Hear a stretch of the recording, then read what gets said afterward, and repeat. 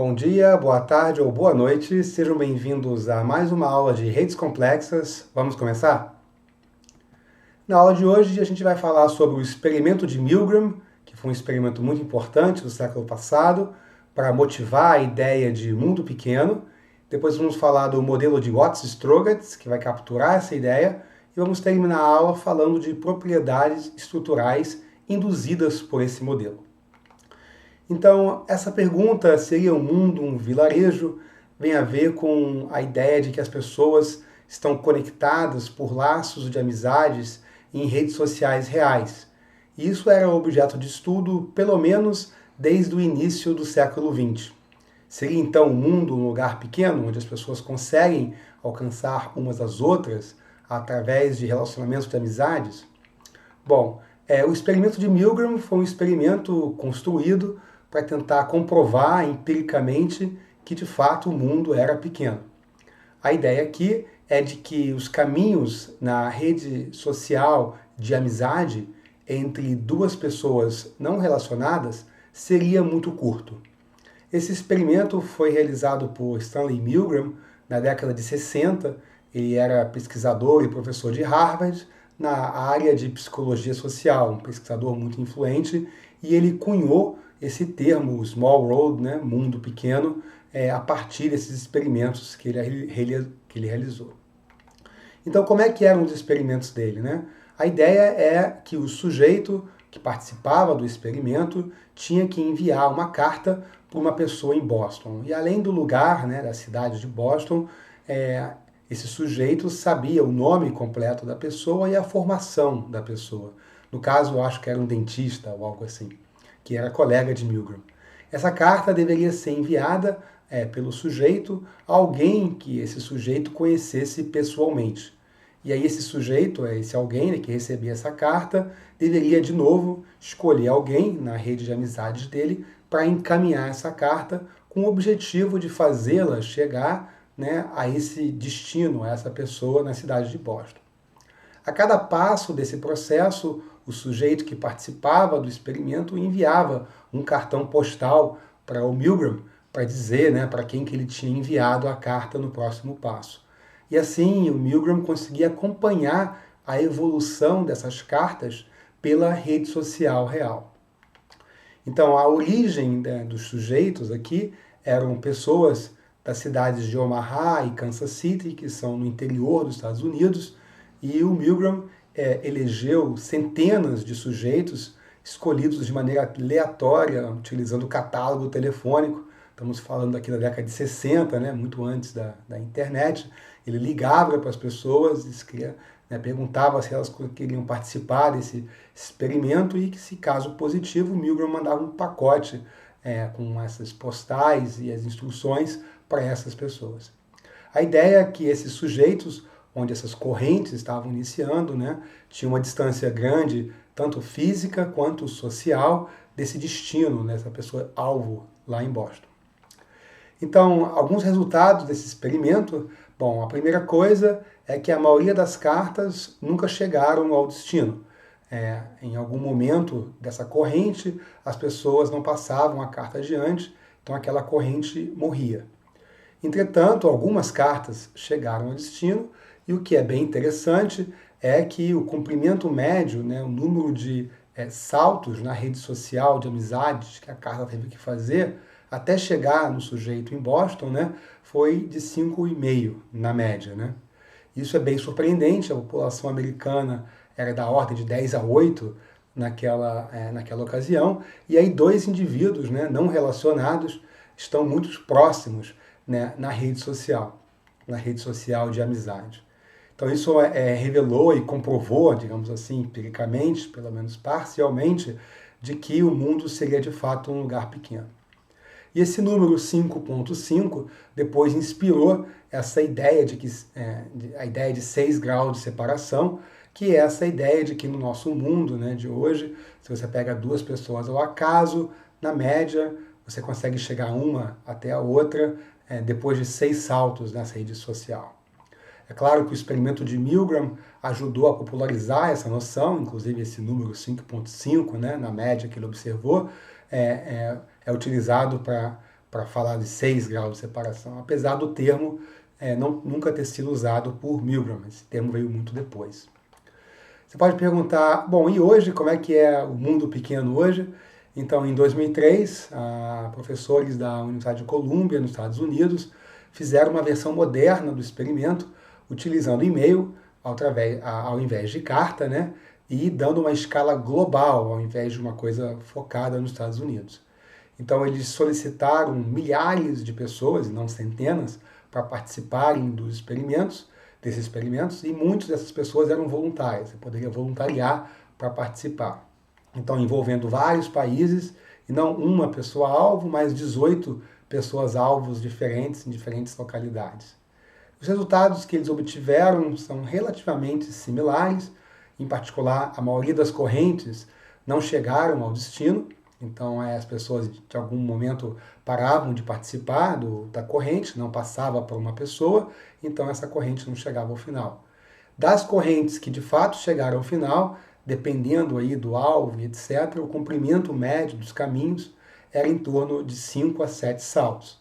Então, bastante parecido com o que Milgram observou. Aqui é a referência do artigo para resultados mais detalhados sobre isso. Bom, um outro experimento que o Facebook fez, que também ajuda a gente a entender essa ideia de mundo pequeno, é apresentado aqui. Nesse caso, a gente está olhando para o menor caminho possível entre duas pessoas na rede de amizades do Facebook. Repara que aqui o experimento é diferente porque não é o caminho que pessoas encontram na rede, né, que é os dois casos anteriores, mas sim olhando para a rede inteira, que o Facebook tem acesso, pegando duas pessoas e medindo o menor caminho de amizades, né, entre essas duas pessoas. Então, isso aqui são dados já bastante antigos, de 2011, né, mas indicam bem a distribuição da distância, que nós estamos vendo aqui nesse gráfico. No eixo X é a distância, no eixo Y é a fração de pares que estão a essa distância. Você vê que a moda da distribuição é em 5 e com o passar do ano a média, né, vai diminuindo, a moda vai ficando cada vez mais alta aqui. A distância média é 4,7 para o último dado aqui de 2011, que é ainda menor, né, do que a distância que Milgram observou e que a distância que aquele experimento com e-mails observou. E, em particular, o que é interessante nessa distribuição que a gente está vendo aqui é que as distâncias diminuem com o crescimento da rede. A rede está aumentando em tamanho e, apesar disso, as distâncias estão diminuindo. Então, uma pergunta muito interessante, alvo de muita discussão, é sobre o uso de tecnologias em reduzir as distâncias entre pessoas no mundo. Então, o mundo estaria ficando um mundo menor ainda, mais pequeno, por conta das tecnologias de informação, como o Facebook e outras plataformas, que permitem a gente se conectar com muito mais facilidade. Muito bom. Quero falar um pouquinho agora, então, do modelo de mundo pequeno, o modelo Small World, que é inspirado nesses resultados de Milgram. É um modelo proposto por Watts e Strogatz. Na época, o Strogatz era professor do Departamento de Matemática Aplicada em Cornell e Watts era aluno de doutorado. Eles escreveram esse artigo, publicado na revista Nature, em 1998, e o artigo tem mais de 46 mil citações. Repara que esse modelo ele foi apresentado 30 anos depois do experimento de Milgram, o que é bastante curioso isso. E esse modelo deles visava construir uma rede aleatória que fosse esparsa e que tivesse distâncias curtas e alta clusterização. E essas três características estruturais, eles mesmos vinham observando empiricamente em redes reais. Então, redes reais tinham essa característica, eles propuseram esse modelo para tentar capturar essas características. Muito bom. Então, por que seria interessante isso? Imagina que o grafo é esparso, e isso significa que a densidade de arestas é muito baixa, tipo 10 a menos 7, 10 a menos 8, tem pouquíssima arestas perante aquilo que poderia ter, né? E eu quero ter alta clusterização e caminhos curtos. E você poderia pensar que essas propriedades são antagônicas, né? Bom, por quê? Alta clusterização significa que eu tenho que ter muitos triângulos, né? É assim que eu consigo uma alta clusterização. Então, arestas são, entre aspas, desperdiçadas para fechar triângulos. Então, se eu tenho um vértice na rede que tem muito triângulo ao redor dele, essas arestas que fecham triângulos não ajudam ele a chegar em lugar nenhum novo. Afinal de contas, para fechar um triângulo, eu tenho que ligar dois vértices que já são meus vizinhos. E caminhos curtos, né, para eu conseguir chegar longe nessa rede, eu preciso avançar pelos vértices da rede. Então, usar as arestas para me levar a lugares que eu ainda não cheguei. Então, para conseguir caminhos curtos, eu preciso, de alguma maneira, usar as arestas de forma eficiente, né, não ficar dando muita volta. Okay? Então, essas duas propriedades, aparentemente, são antagônicas, mas é claro que não precisam ser. Então, vamos falar um pouquinho sobre esse modelo. O modelo ele começa com um látice regular. Eu tenho N vértices organizados num círculo, num anel, né? E aí eu vou colocar arestas para os vizinhos nesse anel que estão a distância K ou menor de cada vértice. Então, cada vértice vai se conectar aos vértices no anel que estão a distância no anel K ou menor. Então, está aqui o passo inicial, né? Nesse meu exemplo aqui, K é igual a 2. Então, cada vértice se conectou aos dois vértices mais próximos de si no anel. Bom, e aí, esse, digamos, é o látice regular do modelo. E a gente vai fazer o seguinte, vamos colocar um pouco aí de aleatoriedade nisso. Para cada aresta do modelo, eu vou reposicionar as extremidades da aresta com probabilidade P. Então, essa nova extremidade, as novas extremidades vão ser escolhidas de maneira uniforme entre todos os pares de vértices da rede. Então, para cada aresta, eu jogo uma moeda com probabilidade P, eu arranco ela dali e reposiciono ela, escolhendo as extremidades dela de maneira uniforme. Então, se eu fizer isso para toda aresta, tem aqui uma possível realização do modelo. E aqui uma outra realização do modelo para um P maior do que o anterior. Então, repare que quando eu aumento o P, eu estou aumentando a aleatoriedade, eu estou reposicionando mais arestas. Bom, então esse modelo possui três parâmetros, N, K e P. N é o número de vértices, K, né, é a distância no anel a qual eu vou me conectar, e P é essa probabilidade de reposicionar as arestas. K controla o grau dos vértices e a clusterização, e P controla essa aleatoriedade do grafo, né? Em particular, se P igual a 0, eu tenho um látice regular, como a gente viu, e se P igual a 1, eu tenho um grafo totalmente aleatório, porque todas as arestas vão ser reposicionadas aleatoriamente. Então, P aqui está controlando essa aleatoriedade. E aí, o que a gente vai querer fazer, como sempre, né, é estudar propriedades estruturais induzidas pelo modelo. Por exemplo, a distância que esse modelo induz, a clusterização, a distribuição de grau e etc. Bom, então vamos começar olhando para o que acontece quando N é grande e K é constante. Isso vai ser o nosso modus operandi. A gente está sempre interessado em N redes, né, com um grande número de vértices. Então vamos definir a clusterização em função de P. C de P é a clusterização média desse meu modelo quando eu uso um certo valor de P. Então, C de 0, P igual a 0, eu vou ter alta clusterização de maneira intuitiva, né, porque eu estou com esse látice, e quando P igual a 1, esse meu C de 1 vai ser um número baixo, porque eu estou meio que reposicionando todas as arestas, a chance de eu ver triângulos quando eu reposiciono elas vai ser de maneira intuitiva muito baixa. Por outro lado, eu posso olhar para a distância média também em função de P, vou chamar isso de L de P, e aí L de 0 vai ser a distância média quando P é igual a 0, e você espera que isso seja grande, né? Porque eu tenho que andar pelo látice para chegar lá do outro lado do anel. Em contrapartida, L de 1, você esperaria que isso fosse baixo, porque eu estou reposicionando as arestas de maneira aleatória, e aí você pode esperar que caminhos curtos vão surgir quando você reposiciona todas as arestas aleatoriamente. Muito bom. Então, repara que o que é interessante entender é o que acontece quando P tem um valor intermediário. Porque quando P é igual a 0, eu tenho alta clusterização e distâncias médias muito grandes. Não é o que a gente quer, né? E quando P é igual a 1, eu tenho baixa clusterização e distância média baixa, o que também não é o que a gente quer. O que a gente gostaria de ter é alta clusterização e distância média baixa. Então, será que isso é possível para algum P intermediário? Okay. Então, vamos fazer essa conta para quando P é igual a zero. Então, a clusterização, lembrando, né, a fração de aresta entre os vizinhos, dado por essa equação aqui, né, E de I é o número de arestas entre os vizinhos do vértice I, dividido por DI 2A2, né, onde DI aqui é o grau do vértice I. Então, eu faço a média dos vértices, eu posso computar C de zero é a clusterização quando P é igual a zero, e repara que isso não vai depender de N, né, porque essa clusterização para quando P é igual a zero é igual para todo vértice. Tá? Então a média é igual para todo mundo, então não depende de N. Mas é claro que isso depende de K, então a gente pode calcular, por exemplo, quando K é igual a 2, quanto vale C de zero.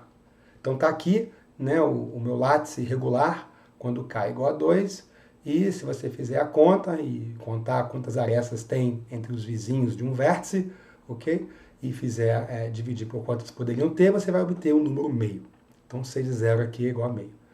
E para K genérico, você também consegue fazer essa conta, vai dar esse número aqui. Então, a clusterização, quando P é igual a zero e eu uso um valor de K qualquer, é essa expressão, que é aproximadamente 3/4. Então, a clusterização aqui é da ordem de 3/4, quando P é igual a zero. Bom, e o que é importante é que isso é constante, né? Não depende de N. Em particular, não diminui conforme N cresce. Agora a gente pode fazer a mesma cálculo para a distância, calcular L de zero, que é a distância média entre vértices, né, considerando todos os pares de vértices. E eu vou fazer, lembrando aqui a nossa equação, é o somatório das distâncias entre os pares, o IV, dividido por quantos pares tem. Então, eu posso fazer isso para o caso quando P é igual a zero. É claro que isso agora vai depender de N e de K, ok? Porque a distância, né, para eu chegar lá do outro lado do anel vai depender do tamanho do anel, e também de K, que vai me permitir andar mais rápido, vamos dizer assim, pelo anel. Bom, se N for ímpar e K for igual a 1, isso aqui é o anel que eu tenho, e nesse caso a gente consegue calcular a distância média de maneira exata, somando, né, as distâncias por um lado do anel, dividindo por N sobre 2, isso vai dar N sobre 4 mais meio. Okay? E para um K genérico, a gente também consegue calcular de maneira aproximada esse valor da distância média para quando P é igual a zero. Estou olhando só para o látice. Então isso vai ser N sobre 4K. Okay? Então repara que cresce linearmente com N, né? A distância cresce linearmente com N. É claro que K faz com que fique mais rápido, diminua as distâncias, né? Mas a gente está assumindo que K aqui é uma constante que não cresce com N. Muito bom. Agora vamos calcular nas outras extremidades. Quanto vale C de 1 e L de 1, ou seja, a clusterização média e distâncias médias para quando P é igual a 1. Bom, quando P é igual a 1, eu vou reposicionar todas as arestas, então meu grafo vai ser meio que completamente aleatório. Em particular, a gente vai estar trabalhando com um modelo chamado GNM. O modelo GNM é muito parecido com o modelo GNP, que nós vimos aqui, só que esse parâmetro M é o número fixo de arestas que eu vou colocar no meu grafo. Em particular, eu vou colocar essas M arestas, escolhendo as pontas para essas arestas de maneira ao acaso. Tá? Em particular, nesse exemplo aqui, no GNM, eu faço isso sem repetição. Então, o meu grafo final tem exatamente M, né, de Maria, arestas. Então, esse modelo é um primo do GNP. Né? O GNP, o número total de arestas é uma variável aleatória.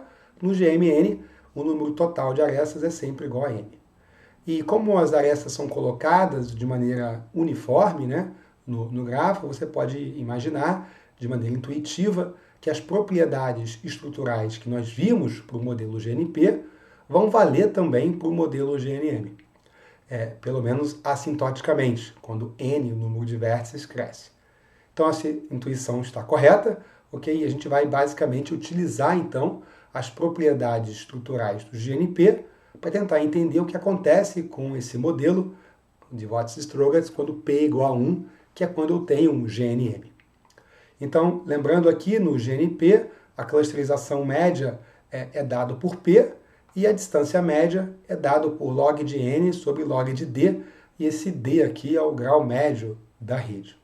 Então, a gente vai usar esses números para computar agora né, a clusterização e a distância do modelo de Watt-Strogatz para quando P igual a 1. Então vamos aplicar esse resultado a esse modelo.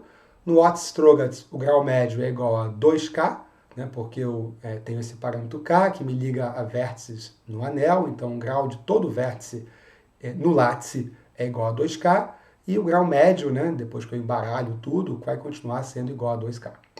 O número de arestas é N vezes K, ok? Então a fração de arestas, né, o nosso ρ, a densidade, vai ser NK sobre N2A2, que dá aproximadamente 2K sobre N. Então, com P igual a 1, a clusterização média vai ser 2K sobre N, tá? E o que é importante aqui é que isso decresce linearmente com N. Então, repara que a clusterização média está indo a zero, né? Conforme N cresce. Em contrapartida, as distâncias médias aqui vai ser log de N sobre log de 2K. Então, as distâncias crescem logaritmicamente com N, crescem bem devagar. Então, essa é uma boa notícia. Muito bom. Agora a gente pode olhar para a relação entre C de P e C0 e L de P e L0. Lembrando que C0 é a maior clusterização possível, né, quando eu tenho aquele látice regular, e L0 vai ser a maior distância média possível, né, quando eu tenho um látice irregular. Então eu vou olhar para a clusterização média e distância média em função de P, normalizado para esses maiores valores. Então vamos fazer uma análise numérica disso, e eu posso computar essas coisas, né? E aqui tem um gráfico que mostra o resultado dessas frações. Então, no eixo X, eu tenho a minha variável P, né, que varia entre 0 e 1, né, e aí quando P é igual a 0, eu tenho basicamente uma razão de 1, né, entre esses dois valores, e conforme P aumenta, a gente sabe que a clusterização diminui e que as distâncias médias também diminuem. E o que a gente está vendo aqui é esse comportamento, né, entre as distâncias diminuindo e a clusterização diminuindo de maneira bem diferente. Em particular, a distância média decresce rapidamente conforme P aumenta e a clusterização decresce bem devagar conforme P aumenta. Então isso permite a gente ter uma região aqui de P, onde eu tenho redes com alta clusterização, né, próximas das maiores que eu posso ter, e distâncias muito curtas, né, próximas das menores que eu posso ter. Então isso dá origem ao que a gente chama de redes de mundo pequeno, Small World Networks, que são redes que têm alta clusterização, baixas distâncias médias curtas e esparsas, né? A fração de arestas é muito baixa. Muito bom. Então, a distância nos extremos que a gente viu aqui, né? Quando P igual a 0, eu tenho distâncias que crescem linearmente com N, a distância da ordem de N sobre 2K, e quando P igual a 1, a gente tem distâncias que crescem logaritmicamente com N. Em particular, a gente viu que a distância média é log de N sobre log de 2K. Então, repara que eu tenho aqui algum tipo de mudança, né, de fundamental de comportamento em função do valor de P. Então, saindo de P igual a 0, eu tenho distâncias que crescem linearmente, chegando em P igual a 1, eu tenho distâncias que crescem logaritmicamente, então deve haver aqui alguma possível transição de fase, né, na maneira como as distâncias crescem em função dessa minha variável P. Então vamos tentar analisar essa transição de fase. Onde é que está acontecendo isso? Então, a distância, a gente viu que ela decresce muito rápido com P, né? Aumenta o P um pouco e a distância está diminuindo. E a intuição para isso é uma intuição bem legal, porque, né, poucas arestas aleatórias naquele meu látice irregular inicial vão ser suficientes para diminuir as distâncias significativamente. Imagina, né, uma aresta reposicionada ao acaso vai criar um atalho de um lado, de um pedaço grande do anel para outro pedaço grande do anel. E eu não vou precisar de muitos atalhos para que as distâncias médias diminuam significativamente. Então vamos pensar então nesse número médio de atalhos que o modelo vai criar, né? E esse número é simplesmente dado pelo número médio de arestas reposicionadas. Então, se eu tenho K vezes N arestas, Kn, né? P vezes isso é o número médio de arestas reposicionadas, que é igual ao número médio de atalhos. Então, o que a gente vai ver agora é um resultado de transição de fase em função desse número de atalhos. Em particular, as distâncias vão ser da ordem de n sobre k, ou seja, linearmente, quando esse número médio de atalhos for menor do que uma constante. E as distâncias vão ser log de n sobre k, p vezes k, quando esse número médio de atalhos for maior que qualquer constante. Tá? Então, o experimento, aqui, o resultado teórico aqui, está olhando para p de n, né?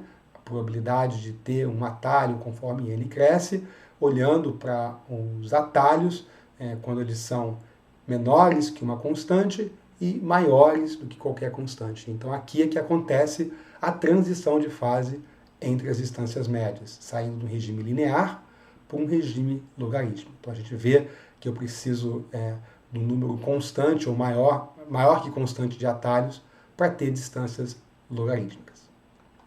Bom, a gente pode falar um pouquinho das desvantagens ou críticas do modelo de Watt-Strogatz, então, modelo de Small World.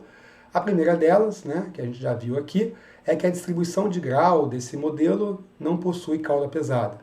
Em particular, né, a gente começa com um grau, os vértices têm todo o grau, todos os vértices têm o mesmo grau no látice regular. Eu vou embaralhar algumas arestas, né, mas isso não vai criar nenhuma distribuição de grau muito, digamos, diferente.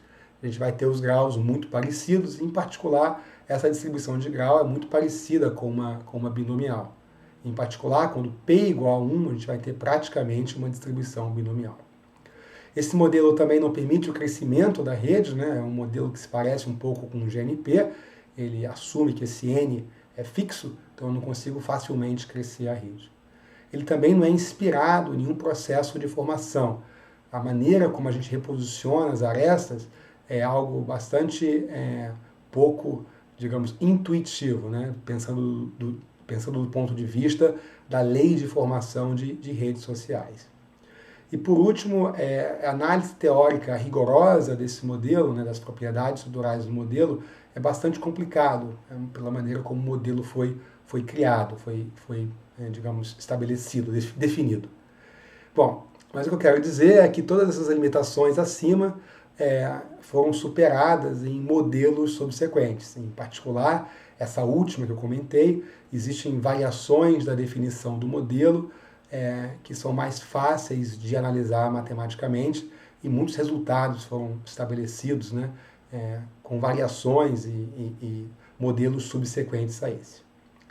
Bom, isso é basicamente tudo que eu tinha para falar para a aula de hoje. A gente se vê aqui na próxima aula gravada ou no nosso encontro síncrono. Tchau, tchau.